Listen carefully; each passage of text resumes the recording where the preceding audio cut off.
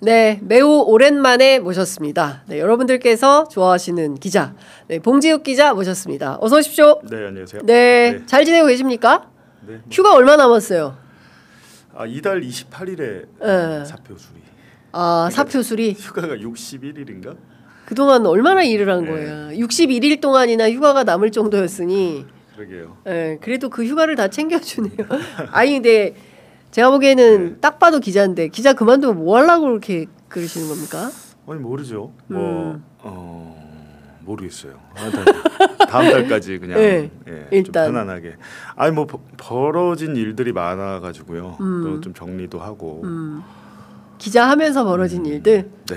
수사와 재판이네요. 지금도 경찰 수사도 몇 개 하고 있고. 경찰 수사도 받고 있고. 네. 그리고 재판도. 재판 그러니까 제 윤석열 명예훼손 재판도 있고. 네, 그 얘기 좀 하려고 오늘 보셨는데. 또 하나는. 제가 이제 2020년에 보도 JTBC에서 보도했던 커피 한 잔. 아니 그거 말고 김재규 중앙정보부장의 11억 재판에 대한 재심. 이게 제가 2020년에 보도한 거거든요. 그 보도를 하면서 재심을 청구했어요. 유족이. 근데 그게 재심이 인용이 돼가지고 지금 재심 재판이 이루어지고 있는데 제가 최근에 그 재심 재판의 첫 번째 증인으로 제가 나가서 증언을 했고요. 근데 그 증언을 한 거는 11억 재판 1심, 2심 그 공판을 녹음한 테이프를 제가 갖고 있어요. 근데 그걸로 제가 보도를 했었고 그 재판 녹음 테이프 안에 재판정 말고 그 녹음이 된 장소가 군사재판 그 법원 안이 아니고 그 뒤쪽에 별도의 방에서 보안사 사람들이 와서 재판을 통제하는 정황이 거의 담겨 있습니다. 근데 그게 있고 당시에 이제 김재규와 그 부하들이 했던 그 법정 증언이 이제 그 증언을 가지고 사실 판결을 하잖아요. 선고를. 근데 공판 조서를 조작했더라고요. 그러니까 당시의 수사 기록까지 다 입수를 해서 비교를 해봤더니 공판 조서를 조작을 하고 뭐 고문을 한다거나 진술 강요 회유 이게 법정에서 말로는 다 나왔는데 공판 조서에 싹 지워졌죠. 지워버려. 그래갖고 이제 사실상 불법 재판이 이루어졌기 때문에 거기에 대해서 이제 재심을 하는데 이제 공교로운 것은 그 재심 재판부가 서울고등법원 지난 대선 직전에 조희대가 이재명 후보에 대한 공직선거법 파기환송을 결정했잖아요. 맞아요. 그 파기환송을 맡은 재판부입니다. 아 진짜. 근데 그 재판부가 굉장히 지혜롭게 처리를 했잖아요. 선고일자를 밀어버렸잖아요. 맞아요. 대선 이후로 같은 재판부예요. 사실은 조희대는 그 재판부에 떠넘긴 거나 마찬가지인데 거기서 지혜롭게 대처를 했는데 역시 이게 정말로 좀 저는 그런 건 말씀드려도 될지 모르겠는데 판사를 누구를 만나느냐에 따라서 복골복이 유죄냐 무죄냐가 갈리는 이게 그런 것 같습니다. 그거는 저는 그래서는 안 된다고 생각을 하는데 어떤 판사하고 재판을 어떻게 하느냐에 따라서 인생이 달라지는 거 아니겠습니까? 그런 걸 생각하면 참 아니 그래서 최근에 이재명 대통령이 검찰이 수사권 가지고 국민들을 고통스럽게 하고 괴롭힌다 그 말씀하시잖아요. 그리고 그리고 1심에서 무죄 나오면 항소하지 말라고. 그렇죠. 미국은 뭐 그렇게 한다고 하대요. 근데 그 말이 맞는 거죠, 사실은. 왜냐하면 제 재판만 해도 이제 작년 8월에 기소해놓고 준비기일 3번 하고 정식 공판 2번 했습니다. 2번을 했는데 검찰 측에서 1차 증인으로 29명을 신청을 해서 채택이 됐고 나머지까지 합치면 100명 이상의 증인을 부르겠다고 합니다. 제가 그것 때문에 기가 막혀가지고 오늘 봉 기자님 꼭 왔으면 좋겠다라고 생각을 했었는데 다른 게 아니라 이 재판은 사실은 제가 보기에는 검찰이 공소 취소를 해야 되는 사안 아닐까라는 생각이 좀 저는 개인적으로 들거든요. 그러게요. 기자들이 대선 과정에서 후보 검증하는 것은 너무나 이거는 해야 되는 책무의 책무. 근데 그걸 했다고 해서 거기에서 무슨 허위 사실이 있다고 주장을 하면서 이제 재판을 걸어가지고 괴롭히는 거 아닙니까? 그러니까 지금 이재명 정권 돼서 대통령실이나 정부가 소송의 주체인 경우에는 거의 다 취하를 했어요. 정부가 주체인 것은 외교부 바이든 MBC 그 바이든 날리면 보도도 항소 취하했잖아요. 그리고 그 박정훈 대령 사건도 특검에서 항소 취하를 했는데 저희 같은 경우에는 주체가 없고요. 검찰이 우리가 대장동 사건 수사하다가 우리가 인지했어. 인지수사. 얘네 범죄 혐의를 우리가 인지했어요. 인지했는데 재밌는 게 뭐냐면 그러면 저희가 법정에서 그래 니네가 인지했으면 인지수사 보고서를 한번 내놔봐 라고 한 거예요. 없는 것 같습니다. 없어요? 네. 그러면 제가 좀 열받는 게 그렇다면 판사가 야 그거를 없는데 니네가 어떻게 인지를 했다고 그래. 네 마음속으로 인지하고 이렇게 수사하면 모든 걸 다 수사할 수 있게 되잖아요. 그쵸. 검사 마음이 되잖아요. 그게 아니라 인지 보고서를 작성을 해야 됩니다. 언제 어떤 시점에 그렇습니다. 어떤 근거를 가지고 우리가 인지를 했다는 걸 남겨놨어야 되는데 공적 기록이 있어야죠. 예, 그게 이제 저희가 검찰이 수사 기록을 재판부에 제출을 했는데 거기에 인지 보고서 없어요. 그래서 저희가 내놔봐, 한번 우리도 보자. 언제 어느 시점에 했는지 한번 보자라고 했는데 우물쭈물 하는데 사실은 그때 판사가 나도 궁금한데 그거 한번 줘봐봐. 이래야 되는데 안 했어요. 예. 법정에서 거의 이제 그 재판 받아보신 분들 알겠지만 가제는 개편이라고 검사의 얘기를 주로 들어줍니다. 판사가.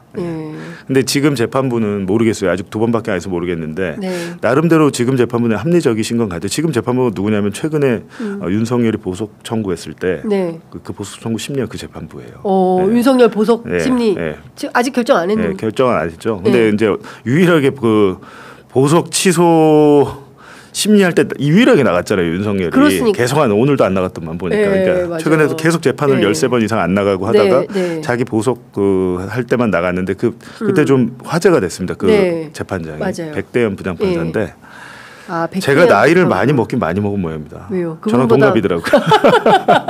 그래서 동갑인데 되게 뭐랄까 그냥 정말 공부 잘하는 착한 사람 느낌이 나요. 보면 착한 사람하고 얌전하고 합리적인 모습도 있어서 좋은데 답답한 점은 이런 식으로 재판하면 3심까지 10년 걸리겠다는 생각이 들더라고요. 그러니까 이번 정권에서 안 나오고요. 진짜로 증인을 100명을 한다고 치면 지금 한상진 기자랑 김용진 전 대표는 저랑 따로 재판 받잖아요. 거기는 공판을 한 14번 정도 했어요. 14번. 14번의 공판을 한 달에 한 번 내지 2번 재판을 했으니까 벌써 1년 동안 그렇게 한 거잖아요. 근데 1년 동안 증인신문 2명 했습니다. 증인신문이란 게 검찰이 하고 그다음에 변호인이 반대신문하고 이런 식으로 돼 있잖아요.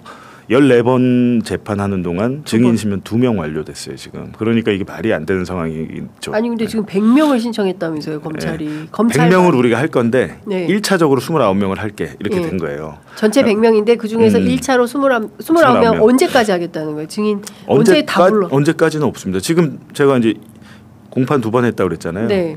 이 2번의 공판을 한 동안 이제 대장동 자금책 조우영이 이제 최근 2번째 공판에서 증인으로 나와서 검찰 주신문만 한 거예요. 검찰 신문만 한 거예요. 그럼 이 다음 공판에서는 저희가 반대 신문을 할 거 아니에요. 그렇죠.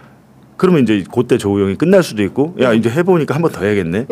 그러면은 다시 하고. 이런 식이 되는데 약간의 느낌은 지금 한 달에 한 번 정도 재판을 잡고 있거든요. 잡고 있는데 백대현 그 부장판사 재판부가 윤석열 특수공무집행방해 특검이 기소한 그 사안 2번 직위원은 내란이고 그 사안을 맡으면서 그게 아마 집중심리 해가지고 일주일에 2번 이상 할 것 같아요 재판을. 그렇겠죠. 그럼 저희 거를 어떻게 합니까? 봉지욱 기자 사건은 언제 합니까? 김용진 한상진도 같은 재판부인데 그것도 참 전 이해가 안 되는 게 김용진 한상진과 회사인데 김용진 한상진은 묻고 봉지욱은 따로 하는 이유가 뭐예요? 그게 아이러니하죠. 그러니까 굉장히 아이러니해요. 같은 회사고 같은 기자들이고 뭐 예를 들어서 뭐 직급이야 조금씩 다를 수 있죠. 대표고 기자고 이런 차이는 있을 수 있지만 세 사람을 한데 묶어서 병합해서 재판을 해야지 구분해서 재판하는 이유가 되게 이상한데요. 증거와 증인이 많이 저랑 겹치는데 저희를 분리를 시켜놓은 이유가 있을 것 같은 게 약간 애매합니다. 왜냐하면 뉴스타파 같은 경우에는 지금 김만배하고 신학님 같이 지금 피고인으로 돼서 봤잖아요. 그렇게 봤잖아요. 근데 저는 당시에 JTBC에서 했던 보도고 뉴스타파의 누구와도 뭐 알지도 못했던 때이기 때문에 안 엮여요. 그래서 그렇게 같이 재판을 받아버리면 야 그럼 봉지욱은 어떻게 니네가 이게 연결이 어떻게 되지? 지금 처음에 검찰이 구성한 것은 이재명을 당선시키기 위해서 그리고 윤석열을 떨어뜨리기 위해서 민주당이 움직여서 김만배한테 시켜서 김만배가 남욱이나 뭐 조우영한테 허위 인터뷰를 하게 하고 그게 허위임을 알면서도 저희가 보도했다 뭐 이런 식이에요. 근데 그게 그러니까 안 나와서 증거가 없잖아요. 그런 일이 없었으니까 그걸 만들지 않았으면 없는 건데 그렇다 보니까 이게 외형만 그럴싸하게 해서 기소를 하다 보니까 그렇다면 그럼 저는 그런데 그럼 허재영 기자는 도대체 뭡니까? 제가 왜 허재영 기자는 저랑 재판 받고 있어요. 같이. 그러니까 이게 되게 황당한 거예요. 제가 허재영 기자는 조우영하고 아무 상관이 없어요. 허재영 기자는 그때 무슨 녹취록 하나를 그냥 보도한 건데 네. 그 보도가 상대방이 최재경 전 중수부장이라고 썼는데 최재경이 아닌 걸로 드러났다. 그러니까 오보잖아요. 그냥 네. 단순 오보예요. 그러면 이건 그냥 정정보도 하면 되는 거 아니에요? 그러니까 단순 오보를 허재영 기자 집에 압수수색하면서 그 오보 썼다고 집에 현관문을 뜯었잖아요. 맞아요. 문 안 열어준다고 변호사 올 때까지 기다려달라는데 문 안 열어준다고 소방을 그러니까 우리 소방이 그렇게 할 일이 없습니까? 불러다가 빠루로 그걸 뜯었어요. 현관문. 거기도 아파트 빠루가 현관문을. 등장하네. 빠루로 뜯습니다. 예. 근데 진짜 뜯었어요. 와. 뜯으면 그 벽까지 다 파손이 되거든요. 그 누가 저기 배상해 줍니까? 근데 허재현도 간단한 친구가 아니잖아요. 네. 검찰이 난리쳐가지고 받았다고 그러더라고요. 제가 물어보니까 그렇잖아요. 너무 그쵸, 열받잖아요. 니네가 뜯었으니까. 허재현 본인 집도 아니에요. 전셋집인데 그걸 뜯어놓으면 주인이 또 난리칠 거 아닙니까? 그럼요. 예. 그리고 원상복구 예. 했고 예. 그 비용 청구를 검찰에 난리를 쳐서 받아냈다고. 대단한 기자들이다. 네. 예. 아니 근데 다 떠나서 이게 윤석열 명예훼손 사건인데 네. 실제로 명예훼손이 있었는지 없었는지를 이게 재판까지 걸어가지고 네. 할 일인가 싶은 생각은 드는데 당시 검찰이 이렇게 했을 이유가 있잖아요. 이유가요? 예. 일단은 이제 당선되고 그때 경향신문도 맞아요. 조사 대상이고 네. 그렇지 경향신문도 않습니까? 받았는데 경향신문은 기소가 안 됐고요. 거기 네. 뭐랄까요? 그냥 제가 이제 느끼고 이렇게 할 때 보면 초반에 수사의 핵심 타깃은 저였어요. 뉴스타파라기보다도 뉴스타파보다 봉지욱. 예, 저였고 예. 아마 나중에 전모가 밝혀질 기회가 있으면 저는 김건희가 지시했다고 생각을 하거든요.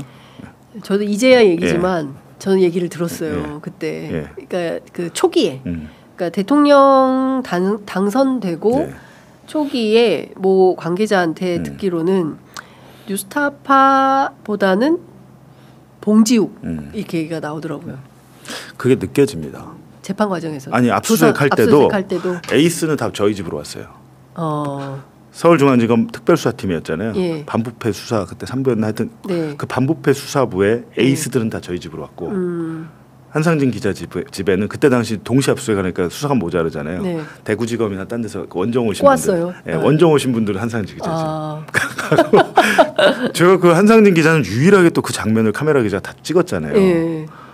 그건 앞으로도 전무후무할 거예요. 그 기록. 압수수색 장면을 완전히 처음부터 끝까지 찍었는데 굉장히 편안한 분위기에서 압수수색을 받더라고요. 같이 수사관이랑 앉아서 TV도 보고. 저희 집은 장난 아니었거든요. 삼엄했다. 네, 삼엄했고 저랑 저 뭐 가만히 어떤 흥분이 되죠. 예, 그렇죠. 처음에 저를 만났는데 영장을 안 갖고 온 거예요, 수사관이. 예? 어떻게 그럴 수가 있어요? 압수수색 영장 갖고 오고 있다고 밑에서 기다리라는데 그 시간이 한 15분 넘게 걸렸는데 예. 그 문을 닫아라. 예, 현관문을. 그렇죠. 예, 제가 현관문을 개폐하게 한 뒤에 현관문을 딱 잡고 못 닫게 하니까 그럼 영장을 보여주라 그러는데 영장이 없다는 거야. 그래서 그럼 문을 닫아라. 아닙니다. 그러니까 베테랑들이 왔던 거고 처음 당해봤기 때문에 저도 뭐 속수무책으로 그런가 보다 하면서 이렇게 갔는데 언제 평생 살면서 압수수색을 당해볼 일이 없죠. 아니 뭐 다음에 한 번 더 당하면 굉장히 잘할 수 있을 것 같습니다. 아니요. 두 번 당할 일은 아닌 것 같아요. 예. 아니 근데 어쨌든 지금 그 당시에 뭐 끔찍한 기억일 거고 사실 애가 학교 가다가 본 거 아니겠습니까? 그러니까 아빠가 무슨 뭐 우리 아빠 훌륭한 기자인 줄 알았는데 텔레비전에도 나오고 당시에. 그렇죠. 예. 근데 갑자기 검찰이 들이닥쳐가지고 우리 집을 수색하네. 아이가 받았을 상처가 어마어마할 것 같아요. 그랬겠죠. 정확하게 얘기는 안 해도 당연히 뭐 아이도 그렇고 저희 와이프도 있었으니까 저희 아내도 뭐 화장하고 출근 준비하는데 여자 수사관이 옆에 딱 붙어 있어요.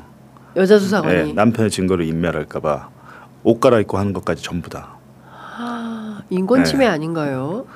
그러니까 근데 그래요, 걔들이 그렇게 하고 하여튼 스트레스. 근데 그때 당시에만 해도 저는 참 이해가 안 되는 게 그 호들갑을 떨고 진짜 그때 저희 죽일 놈이었잖아요. 천하의 죽일 놈들. 그때 사형감이라고 김기현 의원이 사형에 처해야 할 중대 범죄자들이라고 하고 국기문란 사범이었습니다. 맞아요. 저희가 국기문란 사범. 국헌문란 국기문란을 한 사람으로 그때 만들어 놓고 당시에 근데 참 그런 게 대다수 언론이 연합을 비롯한 대다수 언론이 검찰이 플레이를 계속 흘리잖아요. 수사를 하면서 던져주잖아요. 하죠. 예, 검증 없이 그냥 그걸 다 받아쓰면서 지금 사실상 이거는 저나 뉴스타파 뭐 일부 매체가 아니고 언론 전체에 대한 겁박이거든요. 이거는 그렇죠. 야 얘네처럼 비판하고 우리 비판하고 그러면 이렇게 되는 거야라고 보여주는 거면 이게 일종의 이제 이제 뭐야 하나만 딱 찍어가지고 하나의 상징을 만들어 놓는 거잖아요. 본보기를 보이려고 한 거죠. 네. 근데 언론이 거기에 협조를 하더라고요. 협조를. 그게 진짜 참 당시에 장면입니다. 제가 있었던 JTBC도 마찬가지였어요. 사실상 협조를 하더라고요. 쫄아가지고. 그러니까 지금이야 봉지욱을 걷어내면 우리 조직은 산다 뭐 이런 건가요? 아니 봉지욱이 다 한 거예요. A부터 Z까지. 우리도 속았어요가 됐어요. 그거를 협조했기 때문에 그 검사가 저에 대해서는 혐의를 하나 더 붙여요. JTBC에 대한 공정보도 업무를 방해했다고. 제가 업무방해 혐의가 하나 더 있습니다. 그래서 JTBC에 대해서 공정보도 업무를 방해했다.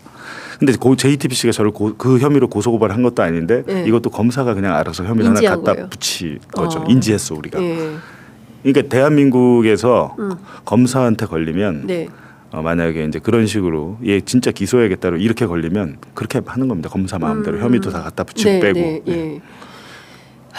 진짜 엄청난 터널을 지금 빠져나오는데 하여튼 남아서 가야 되는 이 길이 앞으로 이제 최소 10년 아니 이 재판 다 끝내려면 10년은 1심 재판이 이재명 정권 안에서 끝날 수 있을까라는 생각도 들어요. 왜냐하면 판사는 또 바뀌잖아요. 판사를 바뀌면 공판을 갱신하는 절차를 또 거칩니다. 아니 근데 일단 검찰청이 폐지가 되잖아요. 그래도 이 공소유지는 누가 하는 겁니까? 그럼 공소청에서 공소가 나올 텐데 이제 재밌는 게 제가 최근 재판 때 자기가 수사한 검사들은 내가 기소했으니까 반드시 유죄를 받아야 돼. 적극적이잖아요. 그렇죠.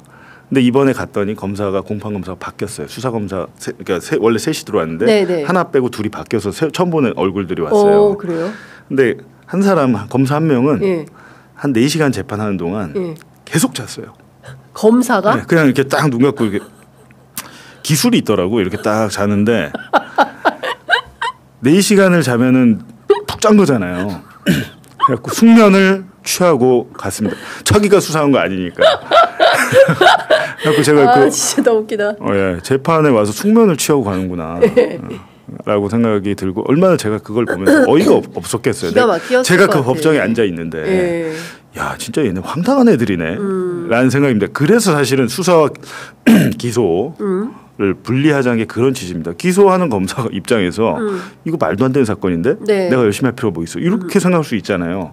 이거 딱 보니까 이거 정치 목적 수사인데 내가 여기 부역할 이유가 없잖아. 그럼 소극적으로 나올 수밖에 없는 거고 그런 것 같아요. 근데 수사한 검사 있잖아요. 걔 혼자 4시간 동안 떠들었어요.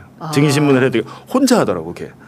조재학 검사라고 난 그 친구 딱 보니까 뭐 당연히 저보다 뭐 어리고 열심히 한다는 생각은 들더라고요. 안타깝다. 열심히 하는데 제가 뭘 위해서 이렇게 열심히 하는 거예요? 이 사건은? 자기가 수사했잖아요. 자기가 수사했고 어찌됐든 위에서 시켰던 뭐든 자기 이름 걸고 수사하고 압수수색하고 다 한 거던데 이 무죄가 나오면 또 그쵸. 저희가 상대방이 기자잖아요. 기자들이 가만히 있습니까 그거를? 그렇겠죠. 여태까지 저희 수사 과정에서도 저희가 가만히 있지는 않았잖아요. 계속해서 그러니까 일반 시민들에 비해서는 저희는 아주 유리한 위치에는 있잖아요. 저희는 알릴 수 있으니까 그렇습니다. 스피커가 있으니까 이런 수사 과정에서 있었던 일들 뭐 여러 가지 있었는데 다 폭로가 되고 했었는데 그 소위 말하는 그 검찰의 디지털 캐비넷에 압수수색 증거물을 몰래 올리고 있더라 이런 사실도 이제 뉴스버스 이진동 대표가 그렇습니다. 본인이 조사받는 중에 그게 취재를 해가지고 디지털 캐비넷 그걸 또 기사를 쓰는 그렇죠. 엄청 그때 화제가 수사 됐었는데 받으면서 취재를 해가지고 그걸 기사를 쓰는 그 기자들이죠. 그래서 이제 이진동 기자는 기소가 안 됐어요. 그랬구나. 그러니까 되게 재밌는 게 선택적인 기소를 한 거죠. 사실은 이진동이나 저는 허재현도 왜 기소를 했는지 모르겠는데 그러니까 허재현도 찍혔나 이런 생각이 있는 거죠. 허재현은 진짜 좀 이상하거든요. 왜 이 친구가 여기 그냥 단순 정정 그 팩트는 틀릴 수 있잖아요. 물론 틀리면 안 되지만 기자가 엄격하게 팩트 체크를 해야 되지만 경우에 따라서 뭐 방송하다가 뭐 말이 헛나올 수도 있고 생방송 중에 이제 그런 것까지 막 무슨 문짝을 뜯고 들어가서 압수수색을 하고 이러면은 이게 되겠습니까? 그냥 말로 할 수 있잖아요. 근데 그거를 기소를 해가지고 재판을 받게 한다. 이거는 의도가 있어 보인다라는 의심을 하게 되는 거죠. 의도가 있는 거예요. 왜냐하면 윤석열 주인검사가 저축은행 수사할 때 조용을 브로커 조용을 봐줬다는 게 이제 골자잖아요. 네. 이 보도 최초로 한 데는 경향신문이었어요. 근데 사실은 진짜 보도의 내용 가지고 트집을 잡고 들어오려고 하면 경향신문을 기소했어야 되는데 네. 경향신문 질질 끄다가 못했죠. 이걸 안 하고 네. 왜냐하면 내란이 터지고 뭐하고 하면서 완전히 국면이 바뀌었잖아요. 그러면서 경향신문 불기소하고 그 전에 뉴스버스도 그렇게 수사를 하고 난리를 치더니 네. 뉴스버스는 이제 기소를 못하고 제가 볼 때는 아니 도대체 허재현을 왜 기소한 거야 라는 생각이 드는 거예요. 같은 법정에 앉아 있는데 네. 사실상 대다수의 증인이 저와 관련된 건데 네. 그냥 멀뚱멀뚱 앉아있다가 거기 앉아 있어야 돼요. 그래갖고 최근에 이제 변론을 좀 분리해달라 관계 없는 건 나오지 않는 걸로 해서 서로 간에 이렇게 요청을 한 상태죠. 그랬군요. 네. 그 압수수색 내란의 시작 이 영화가 일본에서까지 상영이 됐다면서요? 그러게요. 그래서 일본에 갔다 왔다면서요. 일본에 반응이 어땠습니까? 네. 그러니까 처음에 도쿄에서 개봉을 했는데 네. 뭐 대단한 무슨 멀티플렉스에서 한 건 아니고요. 소위 말하는 우리 말은 예술극장, 독립극장 같은 데서 열었는데요. 일본인들이 많이 왔어요.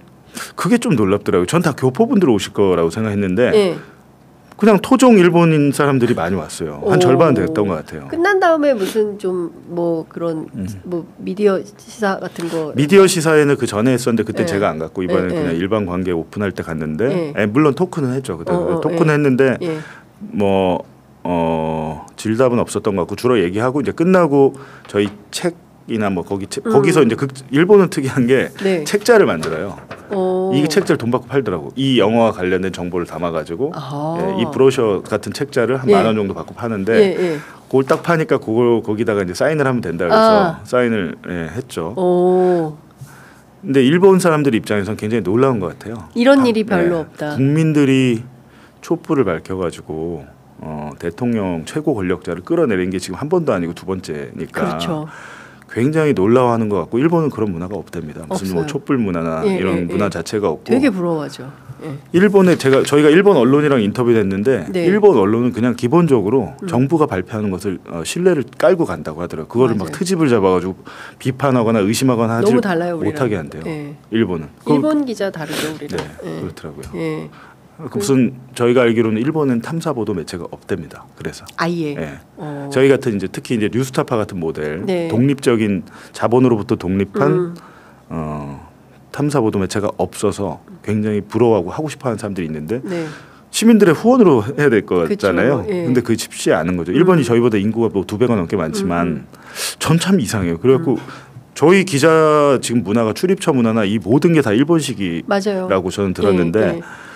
우리가 좀 민족 근성이 진짜 달라서 그런 건가 뭐 이런 생각도 들고요. 아니 뭐 민족 근성이라기보다는 제가 보기에는 좀 이게 그 투쟁의 역사가 있는 거죠. 그리고 우리 대한민국 어쨌든 시민 혁명의 승리의 역사가 있잖아요. 뭐 촛불이 그랬고 빛의 혁명이 그랬고 87 뭐 이제 뭐 5.18 그 전에 쭉 물론 이제 많이 싸워서 피도 많이 흘리고 축적된 이 역사가 있기 때문에 고기도 먹어본 사람이 한다고 대한민국 국민들은 그런 DNA가 있다 이제 이런 생각이 들고 일본하고는 분위기가 굉장히 많이 다른 것 같아요. 그러니까 뭐 그냥 아마 목표 관객 수가 5,000명 정도로 들었는데 그 도쿄에서 열고 오사카에서 하고 삿포로에서 하고 뭐 고베 뭐 이런 데서 했고 지금 막 일본 전역에 지금 조금씩 해서 확대가 되고 있나 봐요. 근데 오사카는 완전히 그냥 매진이 돼서 난리가 났다고 그러더라고요. 그리고 지금 저 하나 걱정이 우리 김용진 감독이 이런 식으로 하면 2탄을 만들고 싶을 수 있잖아요. 그래서 저희가 절대 하지 말자고 내란의 시작이니까 내란의 종결, 뭐 종말 이렇게 해야 되잖아요. 그래서 2탄을 욕심을 내시는 것 같아서 그거 하나는 참 걱정입니다. 아 그렇군요. 그 사실 봉지욱 기자 여러 가지 굉장히 이제 중요한 역사의 기류를 바꾸는 탐사보도 되게 많이 했잖아요. 이제 그 중에 하나가 대장동 사건인데 남욱 변호사 계속 진술을 바꾸고 있어요. 남욱 변호사 많이 만났었죠? 아니요. 통화만 있나요? 되게 불편해하더라고요. 제가 전화하니까. 아 그래요? 남욱이 뭐 기자님 뭐 만나서 말씀 나누시죠 이러더니 그 다음 전화가 안 받더라고요. 그 다음부터는. 근데 그게 그러니까 2022년 11월을 기점으로 많은 것들이 바뀌거든요. 왜 바뀌냐면 2022년 11월에 유동규와 남욱을 검찰이 풀어줍니다. 석방을 해줘요. 석방을 해주면서 이분들이 적극적으로 검찰의 입장 스탠스에 맞춰서 맞춤형 진술을 하기, 그러니까 법정 증언을 막 하기 시작하거든요. 요때에 이제 그 사실은 검찰이 이 사건을 이재명 당시 성남시장은 4,895억 원에 달하는 배임을 저질렀다. 이재명한테 돈 간 게 없잖아요. 그러니까 그걸 못한 거예요. 뇌물죄 의유를 못하고 배임으로 예, 했는데 그게 4,895억 원인데 이 배임이란 거는 더 벌 수 있었는데 알면서도 덜 벌었다. 성남시가 당시에 이제 뭐 거기 공원 조성이나 여러 가지 현금으로 가져간 게 하면 한 5천억 원 넘거든요. 5천억 원. 그러니까 도시개발세 합하면서 지자체가 5천억 원을 번 사례는 없어요. 처음일 거예요. 아마. 처음이죠. 제가 볼 때는 앞으로도 없을 것 같은데 이건 없는데 그럼 아니야. 니네 1조 벌었어야 되는데 니네 9,895억 원 1조 넘게 벌었어야 되는데 덜 벌었어. 이 논리잖아요. 그쵸. 제가 볼 때 이거는 그냥 뭐 크게 문제가 안 될 것 같은데 문제는 이 재판이 중요한 것은 검찰의 조작 수사가 어떤 식으로 이루어지는지가 이제 이 쭉 보이잖아요. 오랫동안 이게 2021년부터 수사를 했으니까 4년간 수사를 했는데 남욱이 지난달 재판에서 이제 정권이 바뀌고 대장동 재판에 나와가지고 기존의 증언을 뒤집습니다. 법정에 있었던 증언을 뒤집었는데 굉장히 중요한 얘기를 했죠. 2013년, 14년에 이제 이 대장동 사업자로 선정된 게 2015년이고 13년, 14년에 남욱이 유동규를 만나서 돈을 건넸고 원래 증언은 그겁니다. 돈을 건네고 동규 형이 이거는 형들한테 주는 거야. 그 형들은 정진상과 김용이다. 이렇게 증언을 했어요. 2022년 11월에. 근데 지난달 증언에서 그 형들 그거는요. 제가 2013, 14년에 듣거나 알았던 게 아니고 검사한테 들은 얘기입니다. 이렇게 한 거예요. 검사한테. 네. 검사가 시켜서 그런 발언을 했다. 검사 그러면서 무슨 얘기를 했냐면 제가 4년간 수사를 받으면서 조사를 100번 넘게 받고 하다 보니까 이걸 내가 그때 알았던 건지 검사한테 들어서 아는 건지 막 헷갈리기 시작했다는 거예요. 진짜 황당하네. 근데 지금 가만히 생각해 보니까 당시에 정진상 김용한테 돈이 갔다는 거는 내가 그때 당시 들은 얘기가 아닌데 나중에 검사가 얘기해줘서 그런가 보다 했다라는 겁니다. 근데 실질적으로 조사를 그렇게 많이 받으면 그럴 것 같아요. 세뇌될 수 있잖아요. 그렇죠. 아까 박지훈 변호사 와가지고 사람들이 자꾸 그 지규현 옆에 앉은 사람 너 아니야?라고 해서 처음엔 나 아닌데라고 했다가 자꾸 사람들이 그러니까 내가 갔나? 이래서 네, 하여튼 그렇습니다. 그게 남욱이 그렇게 얘기를 하니까 재판장이 당신은 변호사인데 그쵸. 이렇게 법정에서 증언을 뒤집으면 위험한 거 알 텐데 심각한 문제인데 이거 지적을 해요.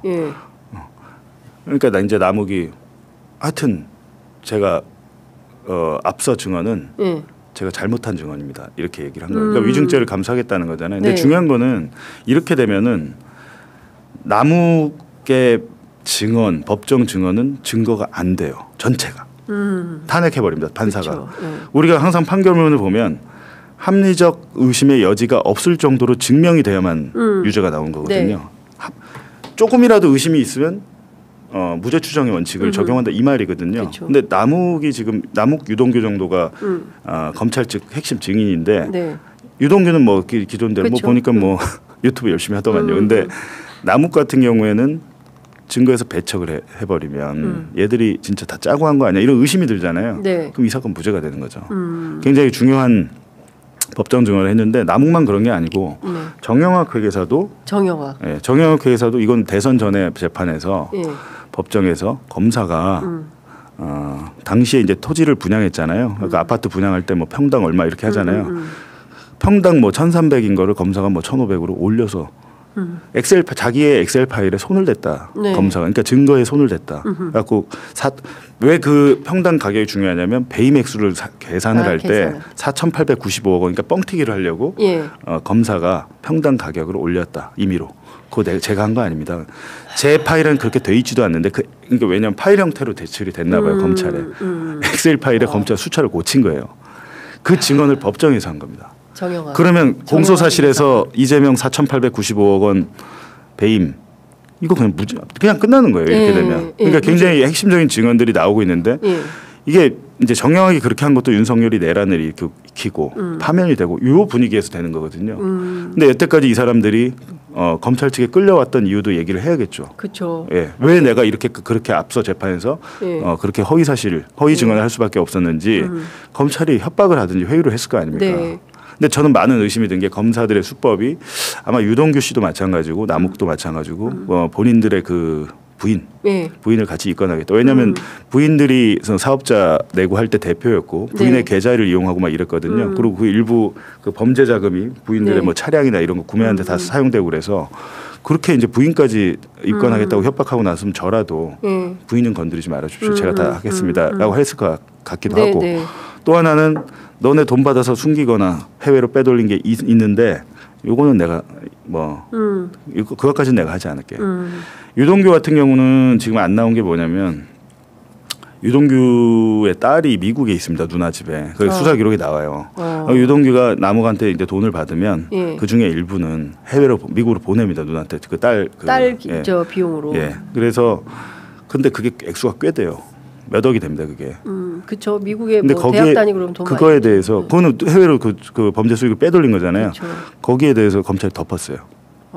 예를 들면 그런 식으로 해주는 겁니다.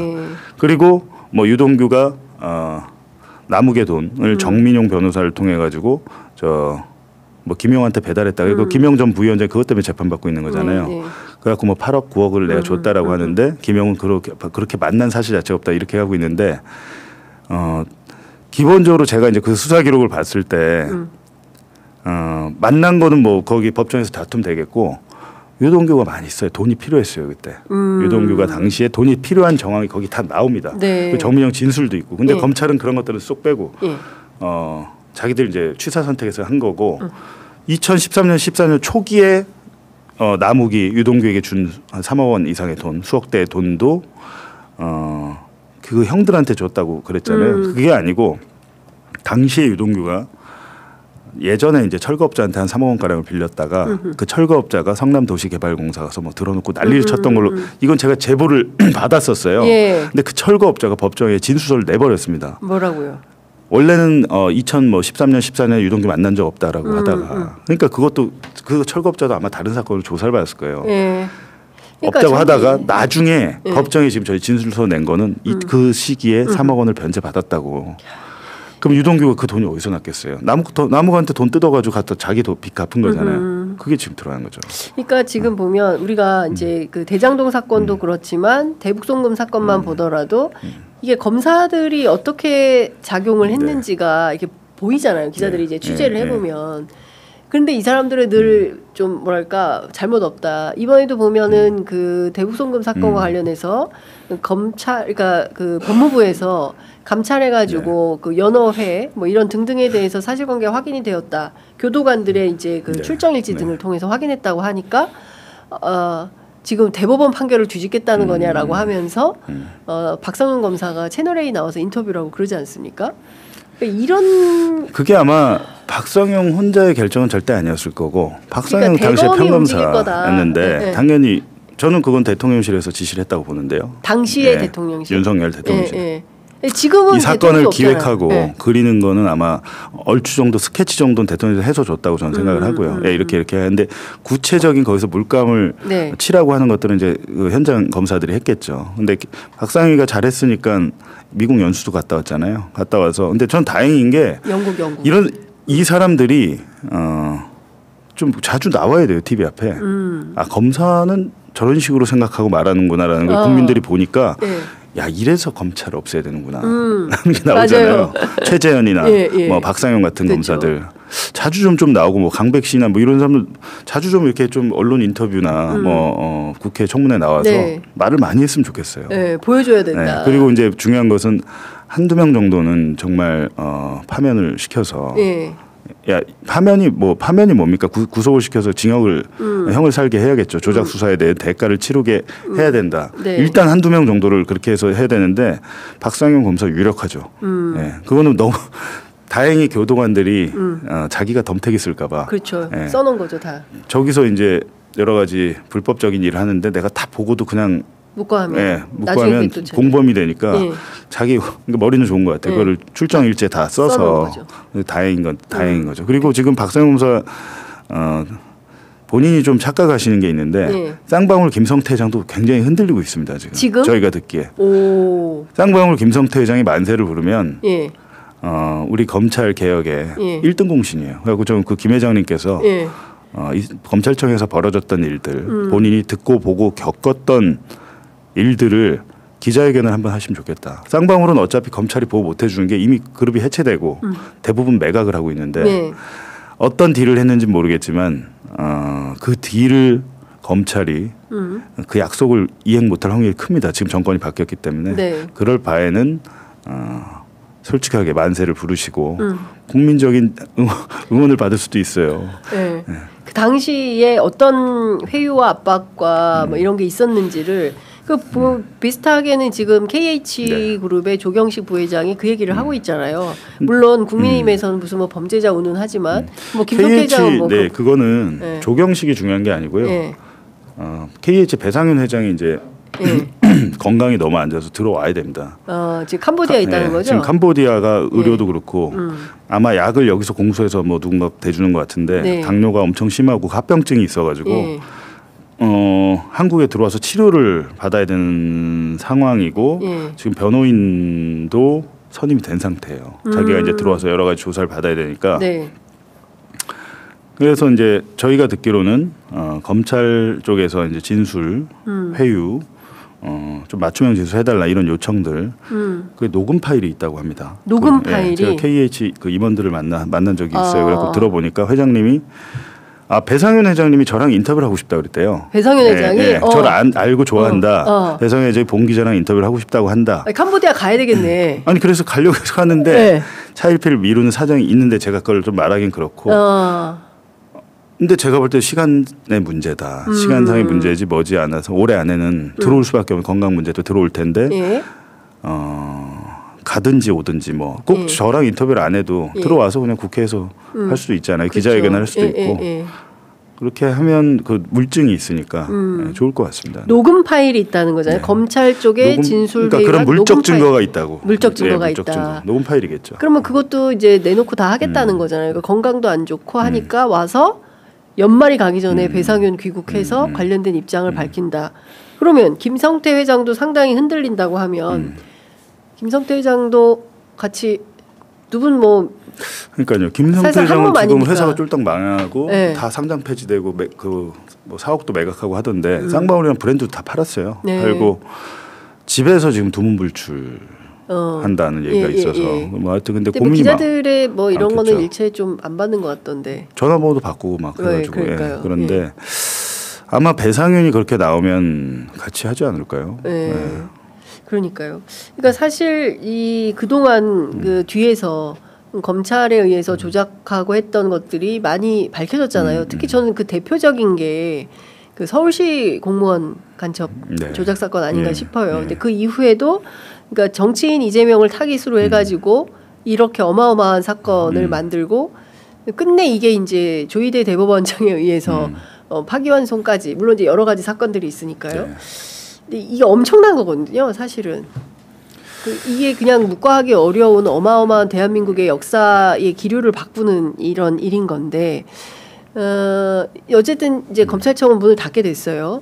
78년 만에. 그리고 이제 유예 기간 1년간 또 어떤 일이 벌어질지 이제 거기에도 주목하는 분들이 굉장히 많이 있더라고요. 그렇죠. 그 부분 1년 너무 기니까 걱정들을 1년이 많이 너무 길죠. 하시는데 그 1년 안에 개별 구체적인 사건으로서 검사 비리나 조작이 나올 거라고 저는 봅니다. 지금 많이 조각조각 파편적으로 지금만 나오지만 종합판으로 한번 터질 때가 있을 거라고 봅니다. 배상윤이 뭐 귀국을 한다든지 그 결정적인 계기가 1년 안에 는 한번 있을 것 같아요. 그러면 국민들께서 구체적인 사안으로 해야지 뭐 검찰 개혁 이러면 굉장히 추상적이잖아요. 맞아요. 어떻게 될지도 모르고 하는데 이래서 얘들은 안 되는 절대 안 되는구나. 보안 수사권이고 뭐고 뭐 절대 뭐 안 되는구나라는 거를 국민 대다수가 한 80% 이상이 여론조사를 해보면 느끼는 날이 올 거다. 그런 구체적인 사건이 터질 거다라고 보는 거죠. 네. 그 구체적인 사건의 주체가 저기 우리 봉지욱 기자가 돼야 되는 거 아니에요? 제가 이제는 그런 욕심이 많이 없고요. 뭐 후배 장윤선에 뭐 하든지 아니면 제가 굳이 안 해도 됐으면 좋겠어요. 전 될 거라고 봅니다. 왜냐하면 지금 여러 가지로 억울한 사람 너무 많거든요. 지금 예를 들면 경호처의 경호 3부장 김성훈 차장한테 해임 징계당한 맞아요. 이런 억울한 사람들 사실 얼마나 말하고 싶겠습니까? 예.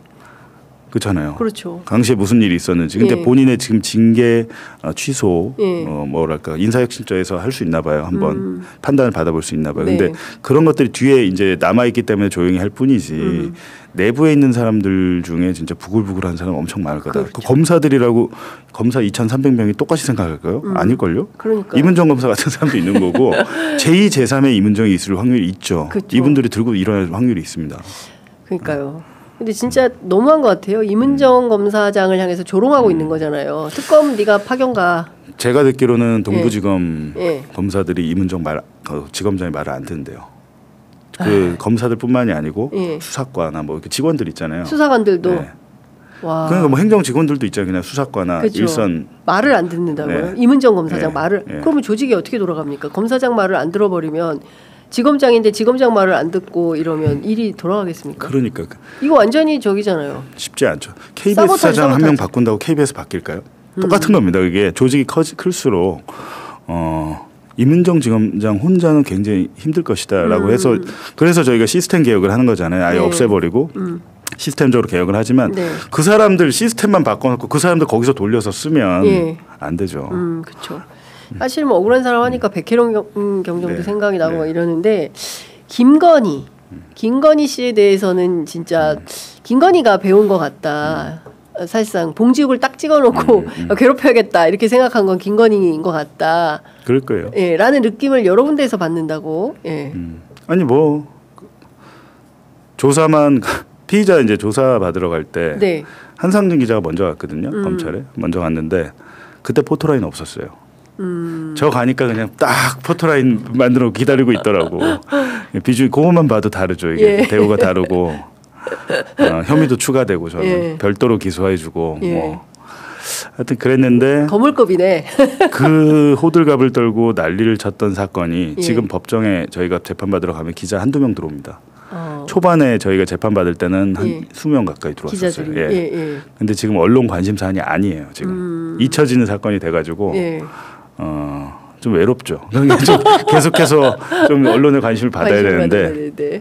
근데 어찌됐든 최근에 이제 대장동 재판이나 다른 대북송금 뭐 이런 사건에서 검사들의 조작이나 뭐 회유 이런 것들이 나오니까 대장동은 특히 저희 사건이랑도 관계가 있고 해서 조금 저희가 이제 얘기할 기회가 생기는데 일반 시민들은 얼마나 열이 받을까 저는 그 생각을 합니다. 만약 진짜로 검찰한테 누명 써가지고 억울한 누명. 그 재판 받으면서 비싼 변호사비 마련하느라고 집 팔고 막 그러거든요. 마이너스 통장 대출하고 하는데 그럼 진짜 패가 망신하거든요.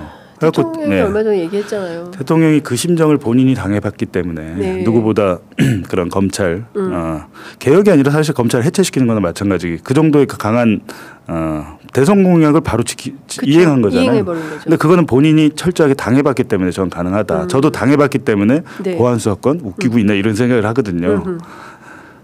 선의로 뭘 할 거라는 기대는 하면 안 됩니다. 그거는 권력을 쥐어주면서 완장을 채워주면서 선의로 하는 사람도 있겠죠. 물론 2,300명 검사가 다 이상한 사람은 아니잖아요. 대부분은 그냥 성실하고 일반직 공무원처럼 열심히 묵묵히 하는 검사들 많습니다. 근데 소위 말하는 정치 검사는 몇 퍼센트 안 될 거 아닙니까? 거기서 제가 볼 때는 한 10%, 5% 정도, 5에서 10% 정도 그들만의 리그가 있는 건데 얘들이 이제 검찰 전체를 장악하고 심지어는 윤석열이는 대통령까지 됐잖아요. 그렇죠. 검사 출신의 대통령까지 됐기 때문에 정말로 윤석열 정권 때 그 검사들의 거만함과 검사들의 그 거악 어떻게 그 얘들이 악랄하게 할 수 있는지가 다 드러난 거죠. 저희 사건, 제 사건은 그 중에 하나일 뿐인 거고 뭐 하여튼 그런 모습을 봤기 때문에 여기까지 왔지만 크게 제가 볼 때는 대통령 본인이 저렇게 의지가 있는데 그렇다고 해서 대통령이 A부터 Z까지 이렇게 해라라고 할 수는 없잖아요. 되게 바쁜데. 근데 그런 것들이 이제 시간이 좀 걸리고 아마 그 시민들의 민의를 좀 모으라고 전에 한번 지시가 있었잖아요. 그런 거에 대해서 시간이 있으니까 거기 할 텐데 저는 기본적으로 재판 사법제도도 국민참여재판 배심원제로 그냥 아예 바꿨으면 좋겠어요. 바꿔버려야 된다. 개헌을 할 때 그런 것까지 이제 헌법에 넣어서 그렇게 배심원제로 하면 조금 시간이 걸리겠지만 1심에서 끝날 수도 있잖아요. 1심에서 무죄 받고 끝나면 그냥 끝나는. 근데 그걸 개별 판사로 맡겨놓으면 믿을 수가 없어요. 지금 판사를 누구를 만나느냐에 따라서. 복골복 비슷하게 돼버리면 재판이 이거는 공정하지도 않고 그런 거죠. 그러니까요. 그렇지 않습니까? 특히 그 이화영 전 부지사 같은 경우는 수원지법에 있다 보니까 그러니까요. 수원지법에서 부패 경제 담당하는 재판부 2개밖에 없어요. 여기 아니면 여기인데 진짜 너무 억울하죠. 그러니까 거기서 이제 재판부 계속 바꿔달라고 했는데도 안 되잖아요. 그게. 맞습니다. 그렇게 해서 조이대가 거기다 그렇게 했나 뭐 이런 생각도 들고 의심이 드는 거죠. 안 바꿔주니까. 근데 그 재판부에서 이재명 그러니까 뒤늦게 이화영 유죄 나오니까 뒤늦게 이제 그 대북송금 쌍방울이 북한에 보낸 800만 달러는 이재명의 방북 비용이 맞다는 혐의로 김정은에게 이제 쌍방울이 대신 뇌물을 줬다 해서 이재명 대통령을 뒤늦게 이화영 유죄 나온 다음에 김정은에 대한 제3자 뇌물로 김정은에 대해서 제3자 뇌물 이번에 에이펙 때 그 김정은 위원장이 와가지고 판문점에서 얘기해야 되겠네요.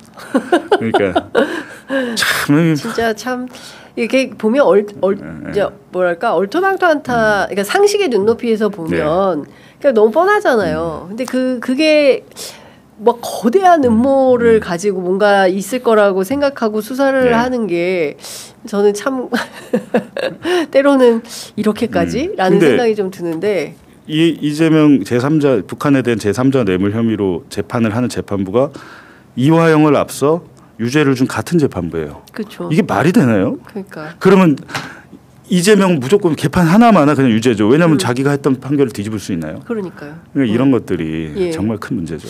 그렇습니다. 그러니까 그래서 이제 사법 검찰 개혁은 미룰 수가 없다. 그리고 1년이 너무 길기 때문에 이 1년의 유예 기간에 또 어떤 일들이 벌어질지.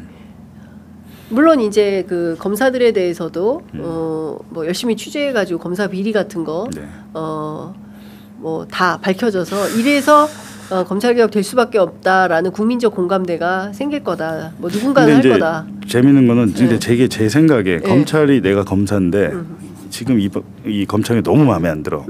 그렇게 하면 이제 수뇌부에서 뭘 할까라고 생각해 보면 판사 비리를 흘릴 수 있어요 언론에. 우리가 문제가 아니라 쟤네가 문제예요. 이렇게 시선 돌리기. 또 경찰도 하겠죠. 공교롭게도 최근에 판사 비리 꽤 나오고 있죠. 지금. 그렇죠. 제주에서 뭐 판사 비리가 제주도 그렇고 저기 창원지법 명태균 게이트 재판장 이거 그냥 제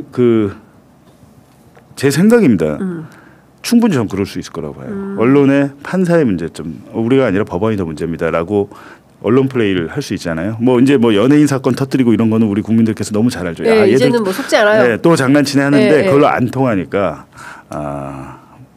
문제의 주체를 바꾸려는 그런 시도들이 있을 건데 아마 근데 뭐 그러거나 말거나 정말로 검사 몇 명이 구속되고 뭐 파면은 물론 징역 감옥으로 가는 상황이 올 것 같습니다. 1년 안에. 그렇습니다. 그러니까 그 1년의 시간 동안 아무 일도 없을 거라고 생각하지 않고요. 본인들이 최근에도 뭐 김건희 특검에 뭐 검사 40명이 집단 항명을 뭐 했다고 하는데 저는 황당하죠. 왜냐하면 저를 수사한 검사가 거기 들어가 있어요.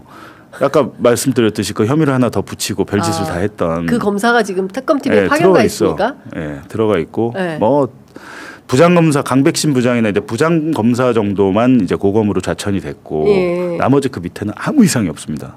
그러니까 검사들이 그러는 거예요. 일단은 시킨 대로 해서 위에서 시킨 대로 하면 나한테 크게 신상 문제가 없어.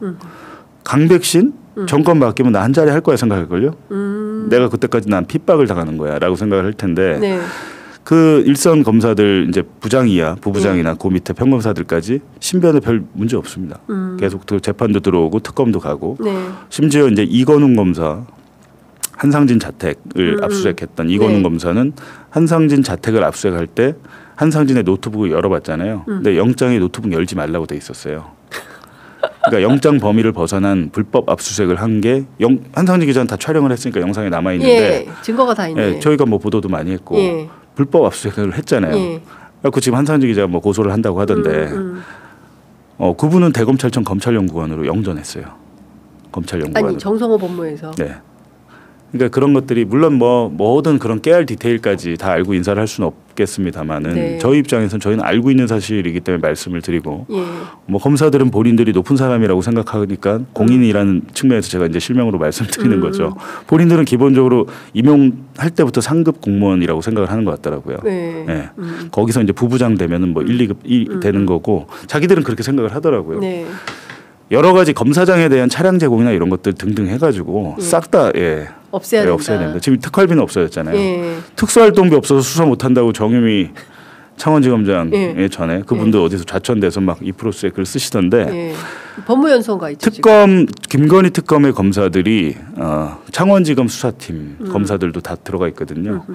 위에서 사건 덮고 누르라고 했을 때 찍소리도 못하고 한마디도 못하던 것들이 이제 와서 특검에게 수사와 기소는 분리되면 안 된다고 말 좀 하시라고 그러면 우리가 가만히 있겠다고. 그러니까. 사회성이 좀 떨어지는지 아니면 그러니까 이거는 제가 볼 때는 어떤 목적을 이루려면 머리를 좀 써가지고 자기들이 사건 그리기 뭐 이렇게 물감칠하기 잘하잖아요. 그 정도 머리를 갖고 있는 사람이 이렇게 하나? 이렇게 했을 때 국민들이 어떻게 반응할 걸 모르나요? 그러니까 네. 저는 그 왜 관봉권 띠지 사건 관련해서 네. 얼마 전에 그 국회에서 네. 출석했던 네. 뭐 검사들의 행동, 뭐 박재영 검사를 비롯해가지고 이렇게 쭉 하는 행동을 보면.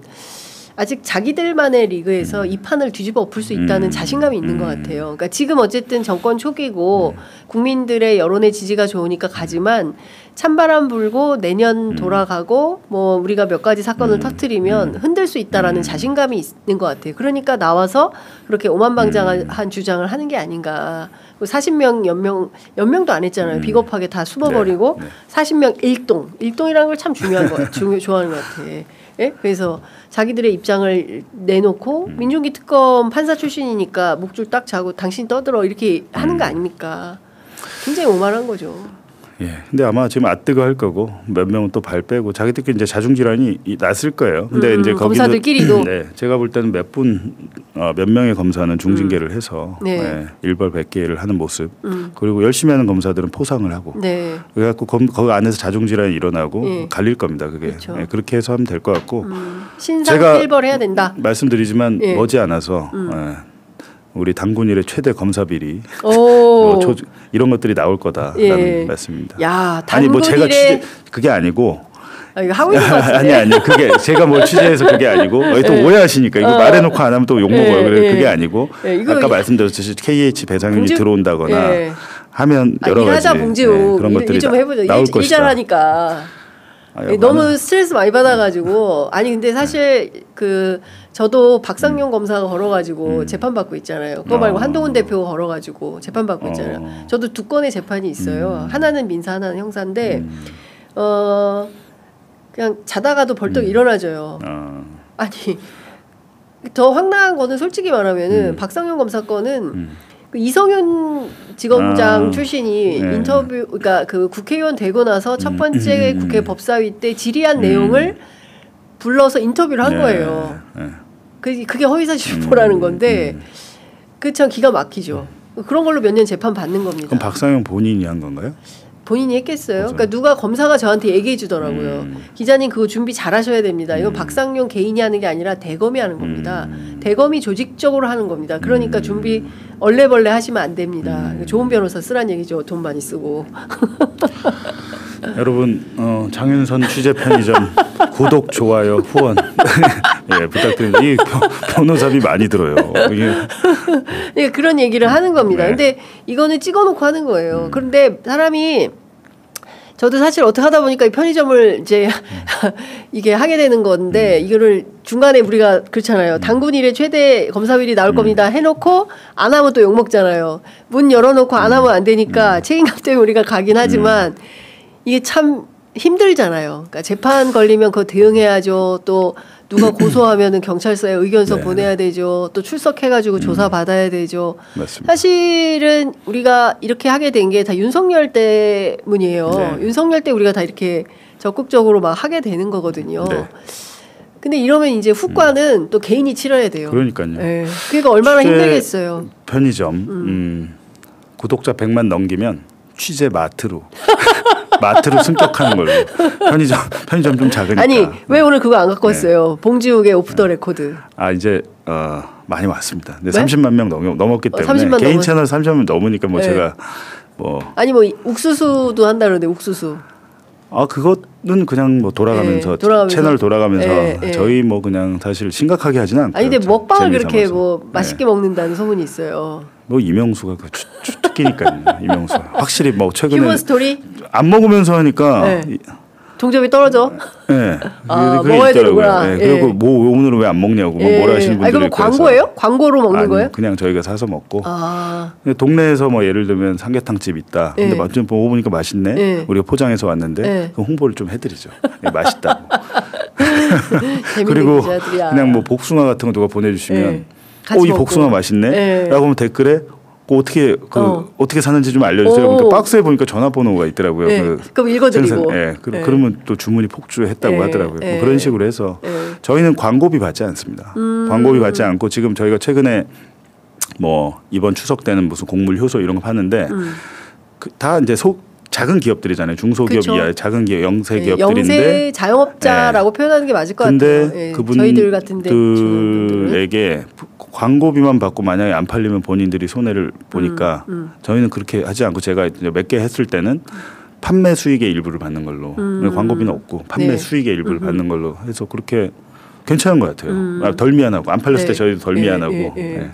근데 그 봉지욱 기자처럼 훌륭한 기자가 이게 재판과 그동안에 받은 어떤 취재 보도 활동 속에서 사실 그렇잖아요. 누군가가 누구를 이렇게 딱 낙인을 찍어놓고 괴롭히고 근데 그게 뭐 그냥 뭐 회사나 어떤 어디 조직 안에서의 집단 따돌림이 아니라 이거는 막 재판, 수사, 압수수색 뭐 일상이 한동안은 또 출국 금지 돼가지고 애들 데리고 외국도 못 가고 뭐 그러지 않았습니까? 그러니까요. 이제 이런 사실 저는 그게 큰 틀에서 인권 침해라고 생각합니다. 열심히 취재 보도 활동하던 현장의 기자가 윤석열과 김건희 정권에 의해서 입틀막 되고 정상적인 활동을 할 수 없도록 이렇게 막는 것에 대하여 이 재판을 계속 해야 되냐? 그러니까요. 정성호 법무부 장관님. 공소 취소 좀 부탁드립니다.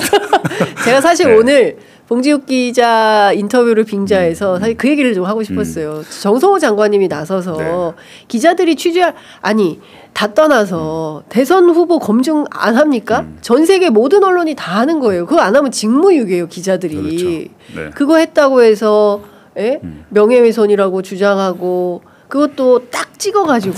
그러니까 저는 사실은 공소 취소해야 됩니다. 이문정 지검장이 동부가 아니고 중앙지검으로 왔으면 이거 중앙지검 사건이니까 이문정 지검장 정도면 그 정도 결단을 할 수 있을 거라 보는데 사실은 다 못하는 이유가 그거 왜 내가 덤터기를 그거 내가 부담스럽잖아요.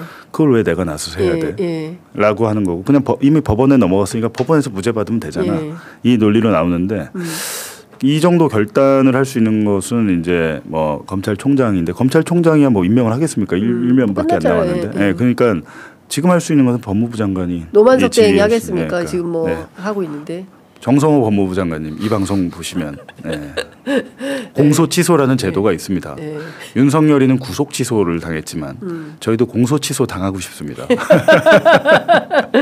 아니 그리고 사실 앞서 말씀해 주셨지만 그 다 하고 있잖아요. 그리고 저는 우리가 얼마 전에 어제네요 벌써 그 국군의 날 기념식 보다가 눈물이 나잖아요. 박정원 대령이 훈장 받고 모습 보면서 그 두 분의 눈빛 교감을 속에서 얼마나 많은 스토리가 막 나옵니까. 근데 그런 걸 보면 언론 분야는 정상화가 안 되고 있는 거예요. 저희는 봉지욱 기자 훈장 필요 없습니다. 공소 취소만 해주시면 됩니다. 훈장 안 받았는데 훈장 필요 없어요. 훈장 같은 거는 저기 박정원 대령 들이시고 기자들은 공소 취소로 이 소송이 클리어돼서 더 이상 이런 걸로 끌려다니지 않게 뭐 새 정부에서 언론도 정상화됐다라는 어떤 표징으로 공소 취소 결단해야 된다. 라는 생각이 좀 듭니다. 맞습니다. 이제 끝났어요. 거의 끝났어요. 근데 그 마지막으로 그 TBS 라디오 그 얘기해야 돼요. 맞아요. TBS에서 라디오 진행을 맡는 거죠? 네. 그러니까 저희가 욱수수 쇼 할 때 제가 농담처럼 제가 TBS 사태를 잘 몰랐어요. 몰랐다가 알고 보니까 오세훈이 진짜 황당한 짓을 했더라고요. 진짜 나쁜 겁니다. 정말 피를 말린 거예요. 임직원 400명 중에 한 160명은 나갔고 이미. 남은 분들 대부분 무급 무급 상태인 게 1년 넘었고 건보료 체납돼서 대출도 끊기고 뭐 이런 심각한 상황인데 이진숙의 방통위가 아무것도 안 도와주고 뭐 그런 상황에서 버려진 채로 있었는데 한번 도와줘야 되는데 근데 진짜 연락이 온 거예요 TBS에서. 그래서 도와줄 수 있냐 그래서 뭐 제가 할 수 있는 거는 지금 TBS가 제작비가 없어서 제작을 못 하고 있으니 제가 그 출연료 안 받고 패널들도 좀 우리 TBS를 돕는 차원에서 제가 이제 초빙을 하면 되니까. 근데 직원들이 많이 없어요 지금. 휴식 상태가 많아서. 네. 네, 그래서 있는 직원들 그리고 이미 나가신 퇴직하신 분들도 TBS를 돕겠다고 PD 작가들이 오셔가지고 저도 하고요. 그러니까 저는 매주 금요일 낮 12시, 낮 12시. 예, 장윤선 피해서 장윤선 피해서 12시에 FM 라디오도 하는데 유튜브 송출도 같이 된대요. 예, TBS 채널에. 그러니까 TBS 유튜브 채널은 완전히 죽었더라고요. 그러니까요. 그게 120만 명인데 맞아요. 120만 명이 아무 의미가 없어요. 노출이 안 되니까. 그러니까요. 예, 그런 상황이라서 그걸 살려내려면 활성화하고 복구를 해야 되는 상황인데 저는 금요일에 하고 아마 화요일에는 변상욱 기자가 대기자가 변자봉, 봉자봉. 그러니까 그런 식으로 해서 십시일반으로 도우면 아마 방송미디어통신위원회 방미통이 새로 생기니까 거기가 이제 정상화되면 TBS는 이제 서울시와 아무 관계가 없습니다. 아무 관계가 없고 서울시에서 그 출연 기간 지위에서 끊어내버렸기 때문에 저는 차라리 그럼 이참에 방미통위에서 방송발전기금으로 지원을 해서 공영 라디오 미국의 그렇습니다. PBS처럼 공영 방송 라디오를 하나 하면 어떠나 그런 생각도 드는 거죠. 너무 훌륭한 제안이고요. 그 어제 작가님이 전화했더라고요. 조연아 작가님이 그래가지고. 저도 결심했어요. 진짜요? 그래서 TBS 저도 자봉을 하겠다. 근데 뭐 연락은 없어요. 그다음에 뭐 변상욱 선배, 봉지욱 정도는 돼야 될 것 같은데. 아니요, 선배는 워낙 자기 채널도 하시고 바쁘시니까 그럴 것 같은데. 아니 그래서 제가 다들 십시일반해서 그냥 일주일에 한 번 정도 하면 충분히. 그래서 제가 일주일에 한 번 그리고 뭐 시간 되는 대로 적극적으로 돕겠다. 돈 안 받겠다. 저도 자봉으로 하겠다라고 얘기했고요. 그래서 이게 TBS 살려내야죠. 그렇죠. TBS 살려내고 그리고 상징성이 있는 회사입니다. 그래서 함께 역할을 하면 좋겠다. 그리고 아니 일단은 이 와중에 또 이렇게 또 힘든 와중에 또 돕겠다고 나서니 참 착하다, 봉지욱. 아니 그냥 말이 씨가 된 건데. 근데 좀 걱정되는 거는 일주일에 혼자 제가 해가지고 뭐가 큰 도움이 될까 이런 걱정도 들어요. 그러니까 좀 선배들도 오셔서 라인업을 구축하면. 그럼요, 같이 패널로도 나가고. 낮 12시에는 TBS 들으면 되겠네. 뭐 이런 좀 이미지가 생기잖아요. 12시에 만나요, TBS. 띠가 구축이 형성이 돼야 되는데 그렇게 되면 좋겠습니다. 될 것 같은데요. 제가 또 그런 거는 촉이 있습니다. 그래서 이제 지금 제가 제 오프 더 레코드 제 개인 채널에서 프로그램 이름 공모하고 있는데 이제 제작진에서는 봉지욱의 봉인 해제를 제안을 했는데 봉인 해제? 공모를 하다 보니까 봉지욱의 매봉쇼. 왜 매봉이에요? 매봉쇼. 매주 금요일 봉지욱 쇼. 매주 금요일 봉지욱 쇼. 아니면 매주 금요일 봉인해. 약간 매불쇼 그렇죠. 느낌이 나는데. 매불쇼에 묻어가는 그런 건데 오늘 제가 오기 전에 댓글을 쭉 보니까 야 매봉쇼는 너무 저거잖아. 매봉터널 느낌도 난다. 매봉터널 매봉 있는데 거의 봉인해제로 갈 것 같습니다. 그러니까 봉인해제 좋은데. 각 요일에 이제 뭐 변상욱의 봉중이 이렇게 해서 그 라인업이 구축되면 그 띠에 대한 전체에 대한 아마 이름도 생기겠죠. 그러니까요. 어쨌든 자발적으로 십시일반으로 해서 누가 됐든 저는 많은 분들이 참여할 거라고 생각을 하고요. 우리 유튜브 하는 사람들만 나가도 저는 충분히 TBS 살릴 수 있다라고 생각합니다. 공공의 자산인데 함께 노력해. 진짜 너무 고생했어요. TBS 구성원 분들 너무 고생 많이. 근데 상대적으로 너무 관심을 못 받았어요. 그렇죠. TBS는. 맞아요. 그래서 미안해요. 너무 죄송하고 그래서 저희들도 적극적으로 이 얘기 또 많이 퍼뜨려 달라고 말씀하셔가지고 가는 데마다 얘기하려고 합니다. 오늘 봉지욱 기자가 문을 열었으니까 계속 얘기하겠습니다. 감사합니다. 끝으로 한 말씀 하시겠어요? 요걸로 마무리할까?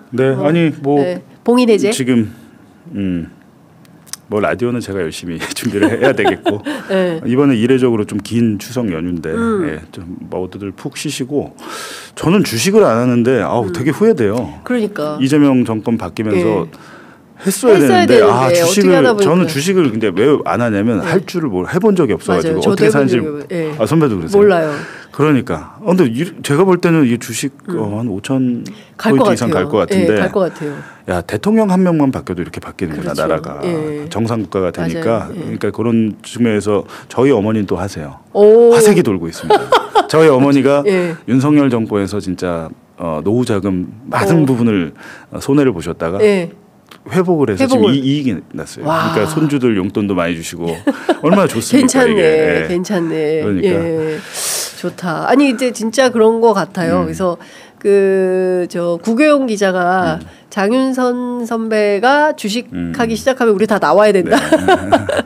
그런 정도로 저는 주식 잘 모르는데 근데 많은 분들께서 적극적으로 하시는 것 같고 이거 5천 간다. 굉장히 많은 투자도 있고 그래서 분위기가 좋다 얘기하더라고요. 그래서 좀 배당은 그래도 중국만큼은 받자. 그런 나라가 되도록 해야 된다라는 얘기도 나옵니다.